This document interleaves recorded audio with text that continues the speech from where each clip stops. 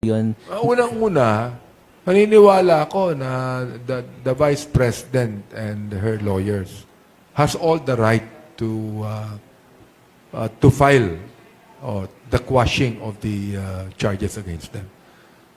And of course, DOJ also has the right to investigate sapagkat yun ang tungkulin nila. No? Hopefully, na makikita ng taong bayan ang katotohanan tungkol dito. I'm not going to pronounce it as guilt, no?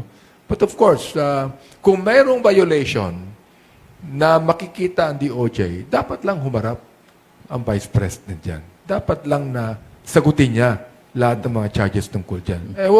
Siya, umaharap siya ron sa sinamahan pa nga niya yung kapatid niya. Di ba? Umarap siya mismo. Bakit hindi siya umarap sa impeachment court? Yun ang question ko. But does her absence speak guilt? Yes, or anything within that line?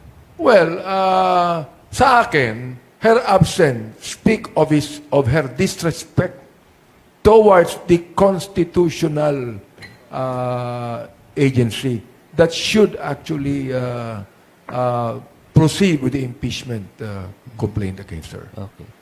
Disrespect yun eh. I might not be able to say it's guilt, pero alam mo naman, sa sports, kapag hindi humarap yung kalaban, di ba, panalo na yung default. Default yan. Sa akin, masyado nang dinefault ng Vice President na kanyang tungkulin. Na dapat niyang harapin ito. Okay.